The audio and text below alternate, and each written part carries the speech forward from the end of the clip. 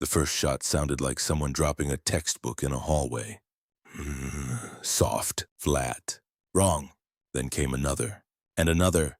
Proved, suppressed gunfire. The lights inside Massachusetts General Hospital flickered once, twice. Then everything went black. For half a second, nobody moved.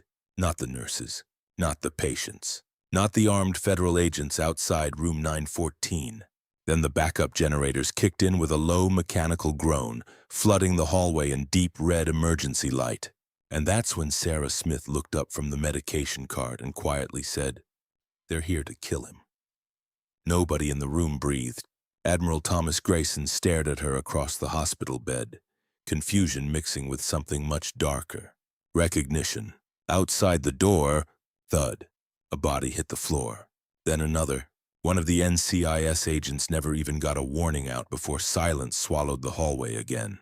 Commander David Reed reached under his jacket and pulled a Sig Sauer from his shoulder holster in one smooth motion. "How many?" he asked. Sarah tilted her head slightly, listening. Counting. The distant squeak of tactical boots on polished hospital tile. The metallic click of rifles brushing against body armor. Controlled breathing, disciplined movement. Not amateurs. Her eyes hardened. 6 minimum, she whispered. Maybe 8. The Admiral looked between them. Just 10 minutes ago, Sarah had been nothing more than his assigned nurse. Quiet. Polite. Forgettable. Now she stood in the blood-red emergency lighting with a torn scrub sleeve exposing a web of old combat scars across her shoulder. Giving orders like she'd done it her whole life. Because she had. Another sound. A faint metal tap outside the door. Sarah's expression changed instantly. They're setting a breach charge. Reed moved fast, flipping the hospital bed onto its side with a violent crash. The Admiral struggled to stand, still weak from whatever had poisoned him earlier that morning. Sarah grabbed him before he fell, and for the first time Grayson really saw her eyes, not the exhausted eyes of an overworked nurse.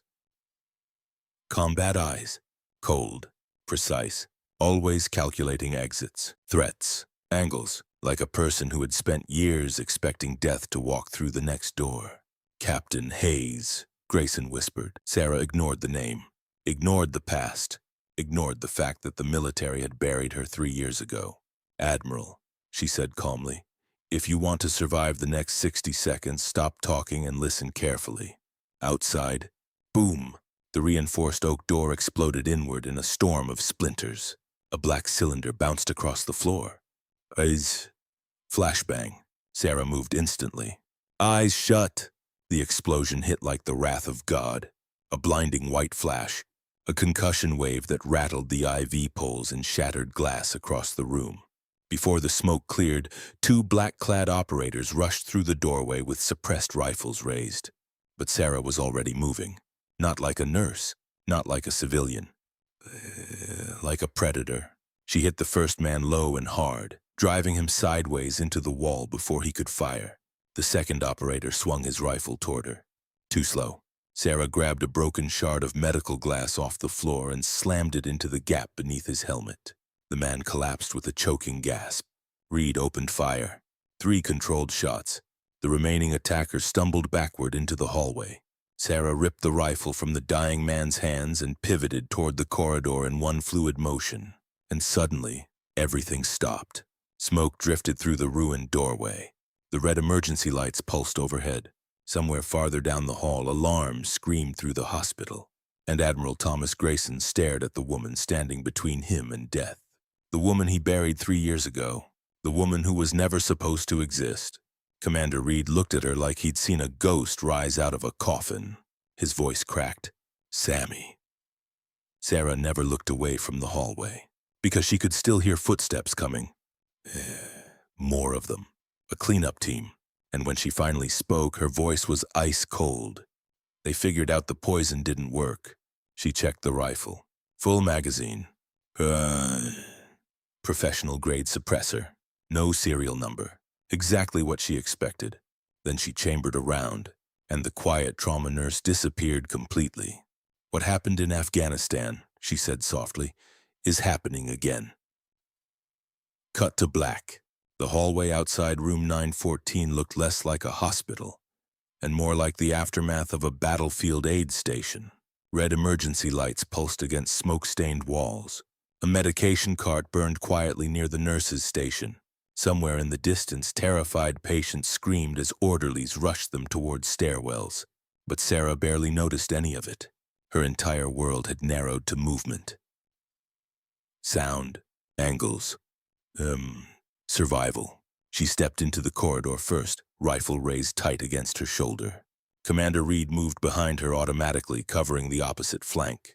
And Admiral Grayson, still in a hospital gown with an IV needle taped to his arm, followed close behind, gripping a steel IV pole like a club. The absurdity of it would have been funny anywhere else. Not here.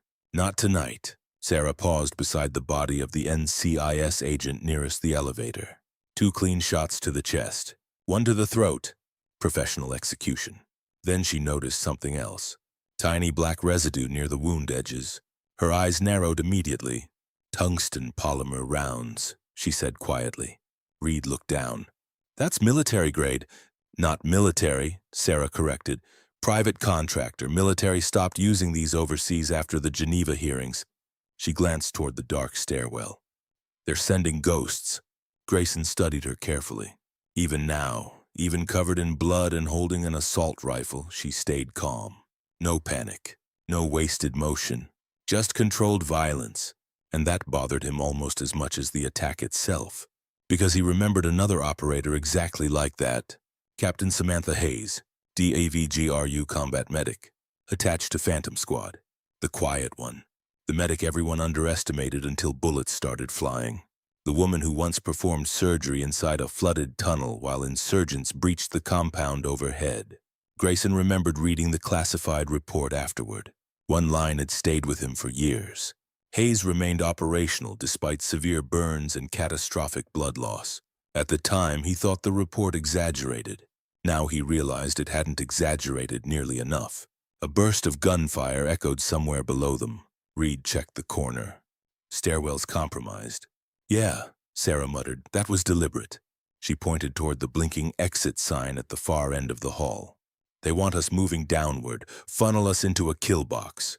Grayson frowned. And how the hell can you tell that? Sarah looked at him evenly. Because if I were hunting you, Admiral, that's exactly what I'd do. Silence. Even Reed looked unsettled hearing her say it that casually. Then Sarah crouched beside the dead NCIS agent again, and suddenly her expression changed. Tiny shift, almost invisible. But Reed caught it immediately. What is it? Sarah touched the man's wrist gently, not checking for a pulse, checking temperature. Then she looked toward the ceiling vents. They're close. How close? She held up 2 fingers. 2 minutes, maybe less. Grayson stared at her. How do you know that? Sarah pointed at the dead agent's hand. The coffee's still warm. For a second, nobody spoke. 'Cause that was the thing about elite operators. They noticed details normal people never even saw. A cooling paper cup. A boot pointed the wrong direction. A silence that shouldn't exist. And suddenly Grayson understood why this woman survived when entire teams didn't. Sarah stood. If we move now. They pushed deeper into the emergency wing. Past abandoned wheelchairs. Past overturned gurneys. Past frightened civilians hiding behind reception desks staring at them in disbelief. A little boy sitting beside a vending machine looked up at Sarah with huge, terrified eyes. She slowed just enough to kneel beside him. Where's your mom? The kid pointed shakily toward radiology. Sarah nodded once. You stay hidden until police arrive, okay? The boy sniffled. Are you a soldier? For the first time all night, something human crossed her face. Just for a second. No, she said softly. Then she stood back up and became stone again. They turned another corner, and Reed finally grabbed her arm. Enough. Sarah stopped. Reed stared at her like he was trying to reconcile 2 different realities at once. You don't get to just come back from the dead and pretend this is normal. David. No. His voice cracked. No, you don't get to do that. The hallway fell quiet except for distant alarms. Reed's breathing grew heavier. I watched that helicopter burn. Sarah looked away. You think I don't remember that? I pulled bodies out with my bare hands. I know. I told your mother you died saving us. You think I wanted that? Now the emotion finally slipped through. Not much. Just enough. Enough to hear the exhaustion buried beneath 3 years of hiding. You think disappearing was easy? She asked quietly. Reed's jaw tightened. Sarah glanced toward the red-lit hallway before continuing. They killed our team, David. Her voice dropped lower. Not insurgents, not Taliban, Americans. Grayson's eyes sharpened instantly. Sarah continued walking as she talked, forcing them to keep moving. 3 days before the crash, Phantom Squad hit a cave complex outside Kandahar. Reed nodded slowly. The weapons cache? It wasn't a weapons cache. Sarah turned another corner. It was a transfer station. Now Grayson listened carefully. Because this was no longer about survival. This was about treason. Sarah's voice stayed controlled, but the anger underneath it had clearly been burning for years. We found prototype missile systems, encrypted comms gear, and enough black-budget cash to fund a private war. Reed's face darkened. And someone didn't want that discovered. Exactly. Sarah stopped at a security access door leading toward the surgical wing. She swiped an old hospital badge. Denied. Again. Denied. Then she quietly pulled a hairpin from behind her ear. Grayson blinked. You're kidding. 30 seconds later, the door clicked open. Sarah pushed it inward. After you. Even now, Reed almost laughed. Jesus Christ, he muttered. You really went full Jason Bourne while we were gone. No, Sarah replied coldly. Bourne worked for the people chasing him. That line landed hard, very hard. They moved into the dark surgical corridor. Cleaner here, quieter. The antiseptic smell burned the air. Monitors beeped faintly behind closed ICU doors. Then, Sarah froze. Her fist shot upward instantly. Stop signal. Reed mirrored her without hesitation. Grayson nearly walked into them. What? Sarah tilted her head slightly, listening again. There, a tiny metallic scrape. Safety clicking off. Ahead, behind the nurse's station, waiting for them. Sarah slowly leaned toward Reed. 3 shooters. How do you know? She nodded toward the polished floor tiles. Under the dim emergency lighting, 3 shadows shifted beneath the desk, waiting in ambush. Sarah's eyes turned deadly calm. Then she whispered the words Reed never thought he'd hear again. Phantom Squad formation. And just like that, the dead came back to war. The surgical corridor fell completely silent. No alarms, no voices. Just the distant hum of backup generators vibrating through the walls. Sarah crouched low beside the doorway, assault rifle tight against her shoulder. Commander Reed shifted across from her automatically, moving with the old Phantom Squad rhythm neither of them had used in 3 years. Like muscle memory, like instinct, like they'd never stopped. Admiral Grayson stayed behind them, gripping the IV pole with whitening knuckles. And for the first time in decades of military command, he understood what it felt like to be the least dangerous person in the room. Sarah pointed toward the polished floor. 3 shadows, 1 kneeling, 2 standing, disciplined spacing, professional kill formation. She leaned toward Reed. Left target pivots first, she whispered. You take center. You? A cold look crossed her face. I'll handle the problem. Reed didn't ask what that meant. Because he already knew. Sarah held up 3 fingers, then 2, then 1. She moved first. Fast. Violently fast. She burst around the nurse's station low to the ground just as the first shooter turned toward movement. Too late. Sarah fired twice. Suppressed cracks punched through the corridor. The kneeling operator collapsed instantly. Reed opened fire a fraction later, dropping the center shooter before he could shoulder his rifle. The third assassin reacted fast. Very fast. Former military, he pivoted behind cover and fired a burst directly toward Sarah. Rounds exploded through drywall beside her head. Concrete dust sprayed her face. Grayson ducked instinctively as bullets shredded a supply cabinet behind him. The shooter started retreating deeper into the wing. Tactical withdrawal. Trying to funnel them.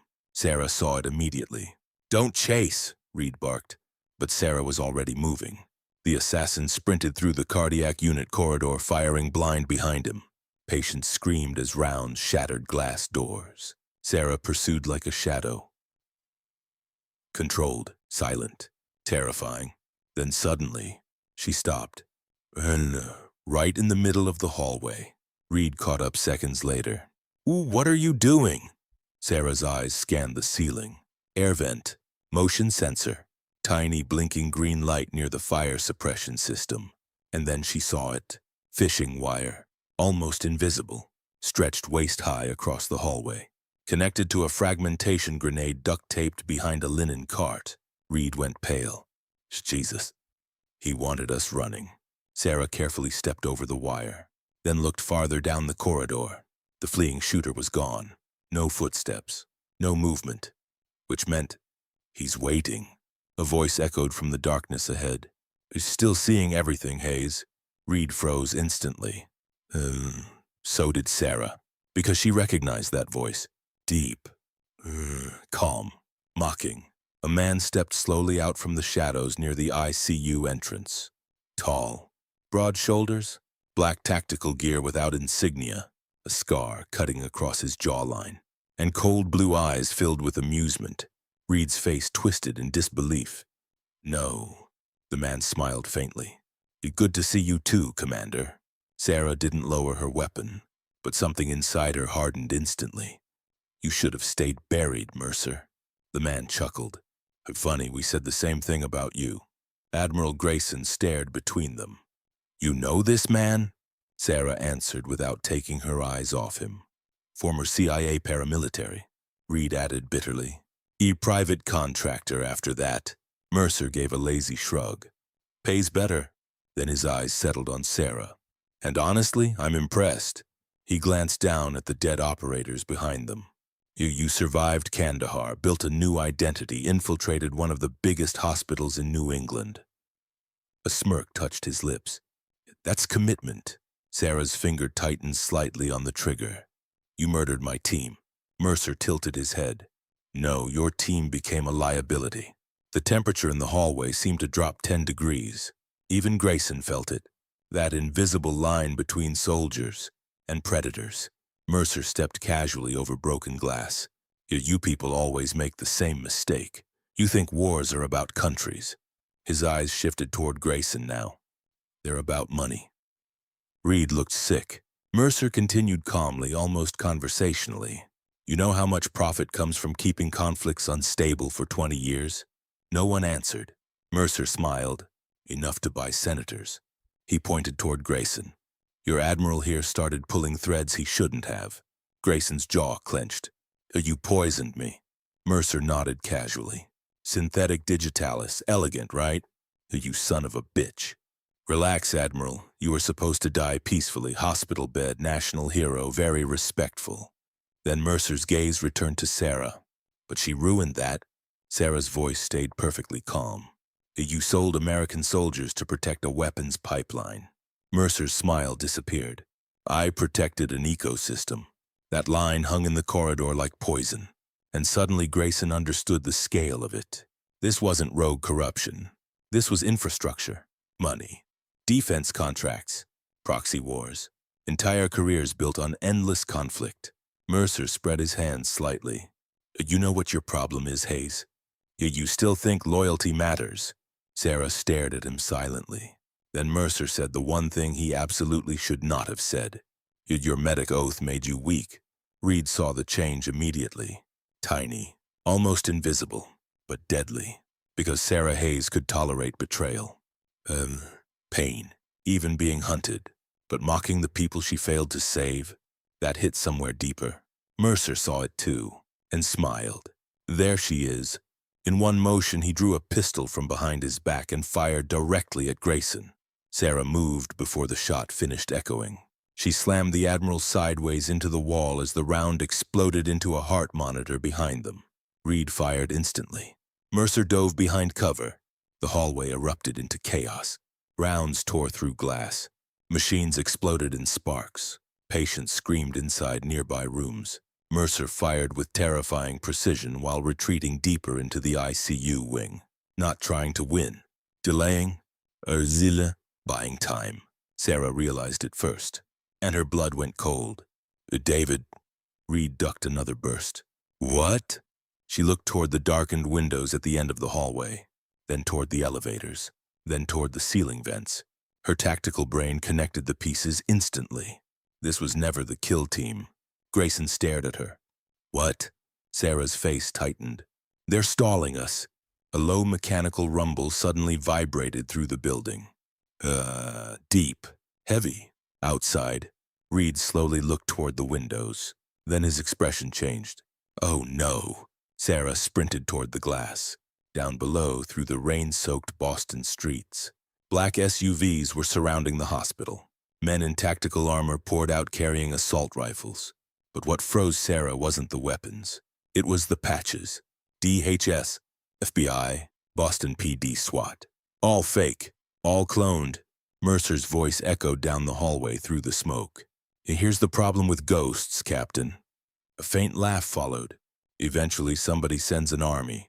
Then the hospital loudspeakers crackled overhead. A calm voice filled the building. Attention, federal containment operation in progress. Remain where you are. Any armed personnel will be considered hostile. Sarah stared out at the growing flood of fake federal agents surrounding the building. Hundreds of civilians trapped inside. Nowhere left to run. And for the first time all night, even she looked worried. Rain hammered the hospital windows hard enough to sound like gunfire. Below them, fake federal vehicles sealed off every exit from Massachusetts General. Black SUVs, armored vans, men in tactical gear moving with military precision. To the terrified civilians trapped inside, it probably looked like a rescue operation. Sarah knew better. This was containment. Nobody in, nobody out. And anybody connected to Operation Echo Trident, dead before sunrise. The hospital loudspeaker crackled again. Attention. This facility is now under federal quarantine authority. Remain calm and await instructions. Reed gave a humorless laugh. Yeah, he muttered, that's definitely not federal. Sarah's eyes tracked movement below. Snipers taking rooftop positions. Entry teams stacking near ambulance bays.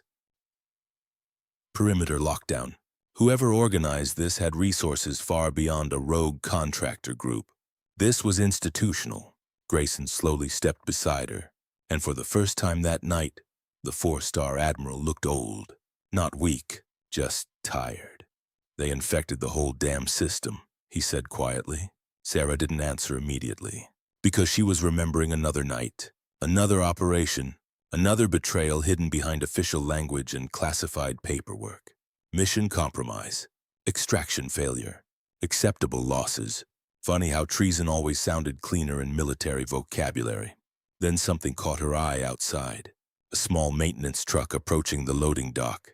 No tactical markings, no lights. Just a tired city worker vehicle rolling through the storm. Too normal. Way too normal. Sarah's expression changed instantly. Down. She grabbed Grayson and yanked him away from the window just as... Crack! The glass exploded inward. A high-caliber sniper round tore through the ICU wall exactly where Grayson's head had been. Monitors burst in showers of sparks. Patients screamed. Reed hit the floor hard. Jesus Christ. Attack 50, Sarah snapped. South rooftop. Another round punched through the corridor. Closer. I'm precise. Walking shots inward. They had thermal optics. Sarah looked toward the terrified patients inside nearby ICU rooms. Old men on ventilators. Post-op cardiac patients. A little girl asleep beside her mother under fluorescent light. People who had absolutely nothing to do with this. And suddenly Sarah's breathing changed. Not fear. Decision. Reed noticed immediately. No, he said. Sarah ignored him. We can't hold this floor. You're not thinking clearly. Yes, I am. You go down there and they'll tear you apart. Sarah checked the rifle magazine. Half full. Hey, David, she said quietly, they're using civilians as cover. They'll massacre this entire wing if they think we're cornered. Grayson looked at her sharply. What are you planning? Sarah turned toward the dark surgical hallway. There's a pediatric trauma evacuation tunnel beneath the east wing. Reed frowned. What? Built after 9/11 mass casualty contingency route. You memorized hospital blueprints. I memorized every exit in this building 6 months after I started working here. That landed heavily, because Reed suddenly realized something terrifying. Sarah hadn't just been hiding all these years. She'd been preparing. For this exact night, another sniper round tore through the hallway. Closer now. The fake federal teams were advancing. Fast. Sarah looked toward the ICU rooms again, then toward Reed. You and the Admiral take the tunnel. Reed immediately shook his head. No chance. That wasn't a suggestion. We're not leaving you. Her eyes hardened instantly. That's exactly why I survived when other people didn't. Silence. Reed stared at her. Because there it was. The burden she never talked about. Survivor's guilt. The thing haunting her all along. Not the scars. Not the betrayal. The fact that she lived, and others didn't. Sarah looked away before either man could answer. Then she quietly opened the nearest ICU room. Inside, an elderly veteran lay unconscious beneath a ventilator. Marine Corps tattoo on his forearm. Vietnamera. Sarah gently checked his IV lines with practiced hands. Even now, even hunted, even armed, she was still a medic first. Reed watched her carefully. You really became a nurse? Sarah adjusted the old man's blanket. I always was one. That hit harder than any speech could have. A sudden explosion rocked the lower floors. Closer! The assault teams had entered the building. Time was gone. Sarah stood. Decision made. Where's we move now? They pushed through the East Wing corridor while alarms screamed overhead. Smoke drifted through ventilation shafts. Somewhere below, automatic gunfire echoed through the hospital lobby. Then, they heard crying. Faint. Small. Sarah stopped instantly. Reed closed his eyes. Sam. Again. The crying came from behind a jammed supply closet door near radiology. A child, maybe 7 years old, and an adult woman trying desperately to keep him quiet.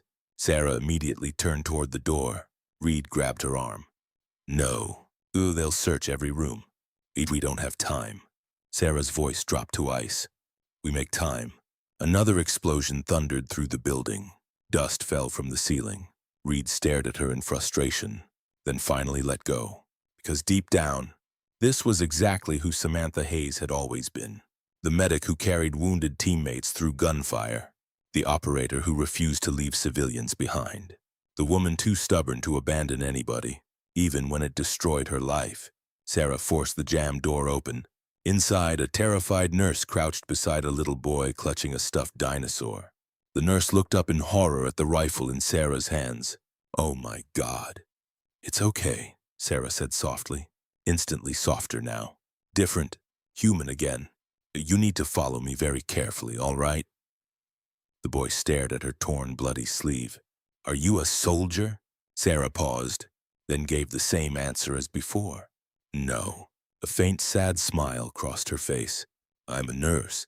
Another sniper round blasted through the wall nearby. Everyone flinched. Sarah grabbed the boy protectively. Move! They sprinted down the corridor as emergency lights flashed overhead. The building groaned around them. Somewhere above, helicopters now circled through the storm. And far behind them, Mercer watched through a thermal scope from the opposite wing, watching Sarah guide civilians toward the evacuation route, watching her choose people over escape, watching her do exactly what he knew she'd do.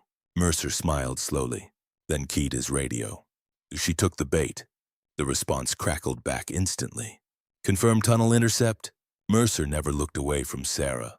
Confirmed. His smile faded. Seal the exits.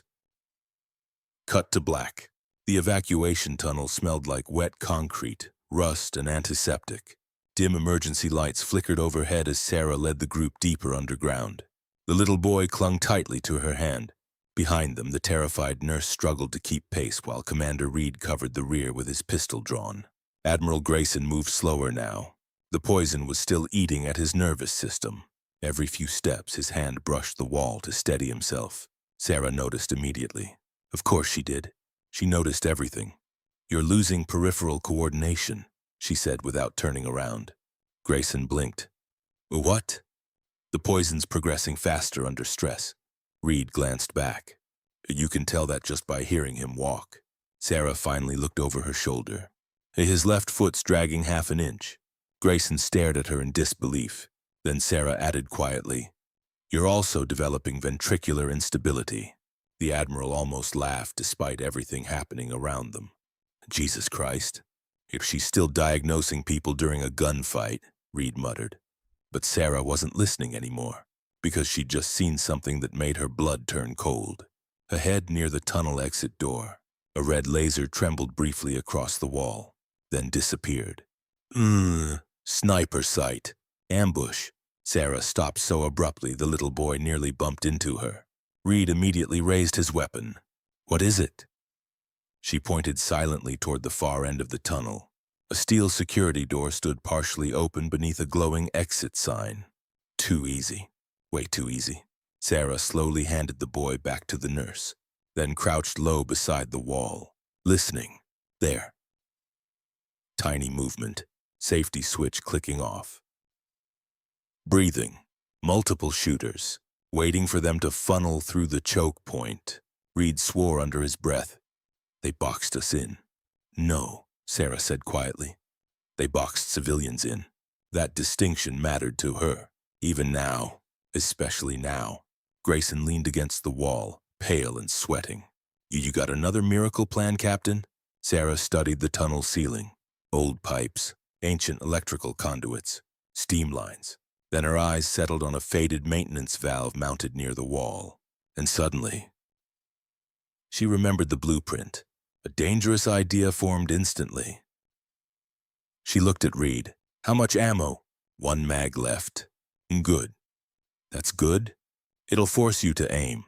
Reed gave a short, disbelieving laugh. There she was again, the old Sammy. Calmest person in hell. Sarah moved toward the steam valve. "Listen carefully," she said. "When that door opens, they'll focus center mass." Reed caught on immediately. "You're creating concealment." Sarah nodded once, then looked at the terrified nurse and little boy. "When I say run, you do not stop for any reason." The nurse's voice shook. "What about you?" Sarah didn't answer. Because she already knew. She was staying behind. Reed saw it too. "No. David." "No chance in hell. If they break through here, civilians die. Then we fight together." Sarah looked at him for a long moment, and beneath all the tactical calm, something emotional finally cracked through. Not romance. Something older, deeper, trust forged in blood and survival. "You always were terrible at following orders," she said softly. Reed smirked faintly. "Learned from you, above them." Boom. Another explosion shook dust from the tunnel ceiling. The kill teams were getting closer. Sarah grabbed the valve wheel tightly. "Ready?" Reed raised his pistol. Grayson gripped the IV pole again like a war club. The little boy buried his face against the nurse's shoulder. Sarah took one slow breath. Then she ripped the valve open. Scream. A violent blast of white-hot steam exploded through the tunnel with deafening force. Instant fog. Instant chaos. At the same moment, the exit door burst fully open. Black-clad operators rushed inside, firing blindly into the steam. Muzzle flashes strobed through the white cloud. Sarah moved through it like she'd been born there. Invisible. A ghost inside the fog. First shooter. 2 shots to the chest. Second, knife hand strike to the throat, followed by a disarm so fast it barely looked human. Reed opened fire beside her. Controlled. Precise. The tunnel became a screaming blur of gunfire and steam. Then Sarah saw him. Mercer, standing behind the assault team near the exit ladder, watching. Calm as ever, their eyes locked through the haze. Mercer slowly smiled. "You know," he called over the chaos, "I really did admire you." Sarah fired. Mercer vanished behind cover before the rounds hit. More shooters flooded into the tunnel. Too many. Sarah realized it instantly. They were seconds from being overrun. Then something unexpected happened. Admiral Grayson stepped forward, not backward, forward. The old man ripped a fallen rifle from one of the dead operators and slammed a magazine into place with practiced hands. Reed stared. "You can shoot?" Grayson chambered a round. I helped build JSOC before you boys were old enough to shave. Then the 4-star Admiral opened fire with terrifying efficiency. Not flashy, not reckless, just disciplined military violence. And suddenly the tunnel turned into a last stand. Steam, gunfire, concrete dust, bodies falling in tight spaces. Sarah fought like a woman who already died once. No hesitation left. No fear left. Only purpose. Then, the little boy screamed. Sarah spun instantly. One surviving operator had pushed through the steam cloud behind them. Rifle raised directly toward the civilians. Everything slowed. The nurse froze. Reed was too far away. Grayson couldn't get an angle. The operator squeezed the trigger, and Sarah moved. She threw herself between the rifle and the child just as the weapon fired. Bang. The impact hit hard, violent, brutal. Sarah staggered backward into the concrete wall. The tunnel went silent. For half a second, nobody moved. Then the shooter dropped. Mercer. A bullet hole suddenly appeared in his forehead from somewhere behind the assault team. He collapsed instantly. Reed blinked in confusion. Who the hell? A voice echoed from the tunnel entrance. Cold. Official. Furious. A Department of Defense Inspector General. Everybody drop your weapons. New tactical teams flooded the tunnel. Real federal agents this time. Real badges. Real uniforms. Mercer's surviving contractors immediately started lowering weapons. Because suddenly the game had changed. Badly. Grayson stared toward the arriving agents in shock, then slowly looked back at Sarah, still standing protectively in front of the little boy. Blood spreading through her scrubs. Reed rushed toward her. Sam! She looked down calmly at the wound, then at the terrified child behind her. And despite the blood, despite the pain, she gave the kid a small, reassuring smile. You're okay, she whispered. The boy's lip trembled. You got shot. Sarah looked strangely peaceful. Yeah, she said softly. That happens sometimes. Then her knees finally gave out, and Commander David Reed caught her before she hit the ground. 3 months later, the scars on Sarah's shoulder had finally started healing again. The new one hadn't, not completely. Some mornings, the gunshot wound still burned deep beneath the muscle when rain rolled over Boston Harbor. But she never complained about it. Pain was familiar. Silence was familiar. Hospitals were familiar. Funny how life circles back around like that. Outside her apartment window, snow drifted quietly across the city streets as dawn slowly painted the skyline gray and gold. For the first time in years, Sarah wasn't hiding anymore. And honestly, that part scared her more than bullets ever did. A kettle hissed softly in the kitchen. Sarah stood at the counter wearing an oversized sweatshirt and sweatpants. One hand wrapped around a coffee mug while the other absent-mindedly rubbed the fresh scar near her ribs. The apartment was small, minimal, no photographs, no military memorabilia, no medals, just survival. A knock sounded at the door. 3 sharp taps. Military rhythm.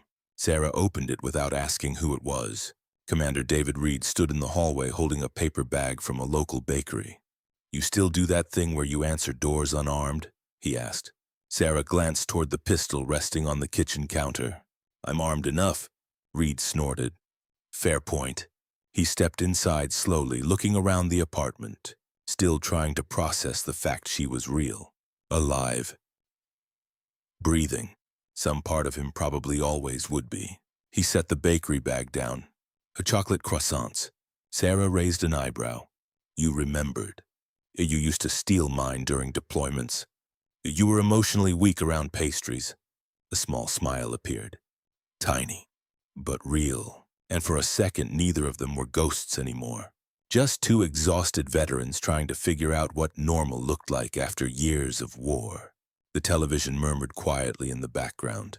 Congressional hearings, defense investigations, arrests, names the public had never heard before were suddenly dominating every news channel in America. Senior Pentagon officials, defense executives, contractors tied to illegal offshore weapons transfers. Operation Echo Trident had detonated like a bomb across Washington. Mercer was dead. Several others disappeared before federal raids could reach them. And the deeper investigators dug, the uglier it got. Grayson had testified personally. That shocked almost everybody. 4-star admirals usually protected institutions. But not this time. This time he looked straight into congressional cameras and said, "We did not lose good soldiers in Afghanistan. We abandoned them." That sentence alone made headlines worldwide. Sarah never watched the full hearing. Didn't need to. She already knew the truth. Reed handed her a file folder. "You should see this." Sarah opened it carefully. Inside sat a formal military document bearing the seal of the Department of Defense. Her eyes moved silently across the page, then stopped. Status deceased revoked. Legal identity restored, Captain Samantha E. Hayes. She stared at the paper for a long moment without speaking. 3 years spent erased from existence. 3 years living as a shadow, and now suddenly she officially existed again. Reed watched her carefully. "You okay?" Sarah exhaled slowly. "I don't know." And that was the truth. Because coming back from war is one thing. Coming back from the dead, that's something else entirely. Another knock interrupted the silence. This one softer. Sarah opened the door again. Admiral Thomas Grayson stood there in a heavy wool coat, looking healthier than he had in years. Still stern, still intimidating, but different now, more human somehow. Behind him stood a teenage boy holding flowers awkwardly in his hands. Sarah immediately recognized him. The little boy from the hospital tunnel, except he wasn't little anymore when fear wasn't crushing him. The kid stepped forward nervously. "My mom wanted me to give you these." Sarah accepted the flowers carefully, like she wasn't quite sure what to do with them. "You didn't have to do that." The boy shrugged. "You saved us.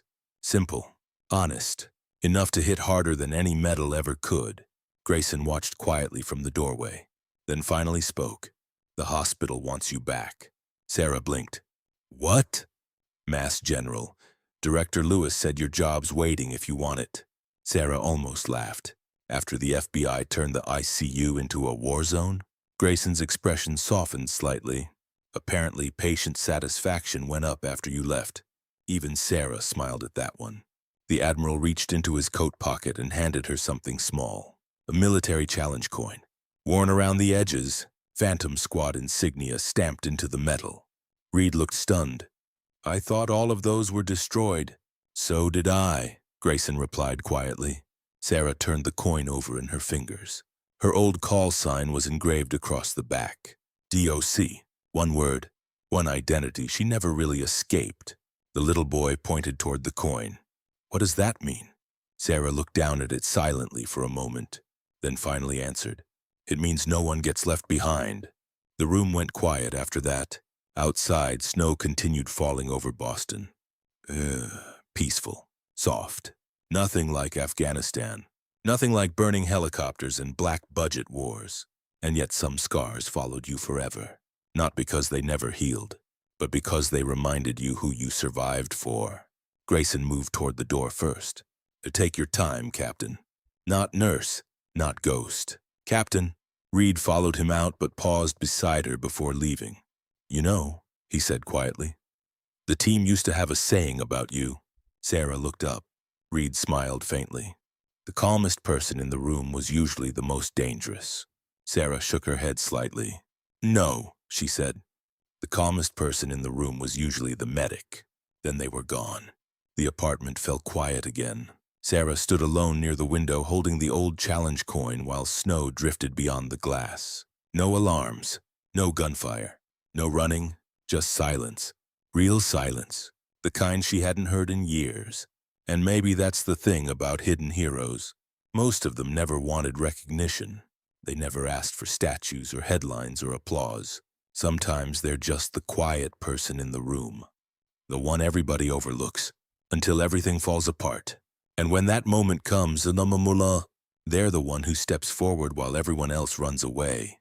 If this story moved you, let us know in the comments. And if you believe no one should ever be left behind, subscribe and join us for more stories about the quiet heroes hiding in plain sight.